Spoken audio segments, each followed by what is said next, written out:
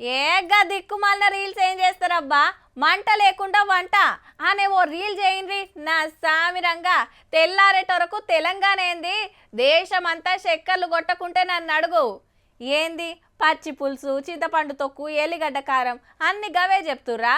Give అందరికీ తెలిసినయే. కొత్తగా ఉండాలి, టేస్ట్ కమ్మగా ఉండాలి. ఆత్రమేం లేదు, రాత్రంతా ఆలోచన చేసుకొని రేపు ట్రై చేయిరి చూద్దాం. చలో ఇక మన వార్తలకు పోదాం. రాళ్ళు వెట్టుడు, కట్టెలు నూకుడు, అగ్గాంటిచ్చుడు, గంటెదిప్పుడు.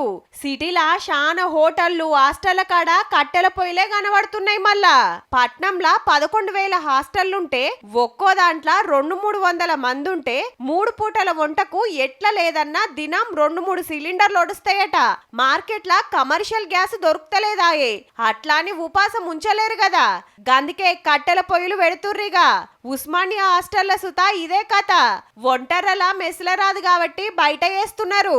ఓపెన్ ప్లేస్ ఎండ చెడ్డాలంటూ ఉంటే తట్టుకుంటాం, కానీ ఇక తప్పది. పిల్లలకు ఇబ్బంది, ఎగ్జామ్స్ ఉన్నాయి. 650 మందికి అంటే మొత్తం 90% కట్టెల మీదే వండుతున్నాం అన్నట్టు. గ్యాస్ ఏదైతే యూజ్ అవుతుందో, దేనికైతే అవుతుందో అది రైస్ కానీ సాంబార్, పప్పు లాంటివి ఇక్కడ వండి మిగతావి అక్కడ చేస్తున్నాం. నేను మొన్న 10 వేసారు, ఇప్పుడు 4 ఉన్నాయి. ఆ 4 2 days నడుస్తారు. హోటళ్లు, హాస్టళ్లు హలీం బట్టిలోళ్లే కాదు, పెండ్లీలు, పేరెంటాలు, ఫంక్షన్లు వేసేటోళ్ళు కూడా కట్టెల దుకాణాలకు లైన్లు కట్టేటోరకు దొరుకుడు ఈడగిన కష్టమే అయితట్టుంది.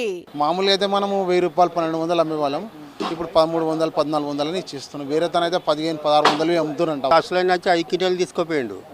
పొద్దుగాల 3 గంటల రాత్రి లేపి 3 గంటలు 3 క్వింటాలు తీసుకోపోయిండు. గిలది బర్త్డే దావతుండేనట. గ్యాస్ లేదు, కట్టెలకు ఖర్చు పెట్టలేమని చుట్టాలను పిలుచుడు, వంటలొండు తగ్గించిరట.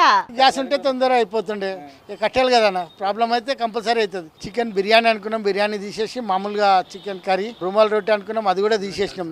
ఊర్లల్లో బయట పొయ్యి పెడతారు గాని పట్నంలో నడవదాయే. ఇక కొందరు కుక్కర్లకు ఎగబడితే కొందరు కరెంటు పొయ్యిల దిక్కు చూస్తున్నారు. ఈ 2-3 రోజుల మస్తు గిరాకైతుందట.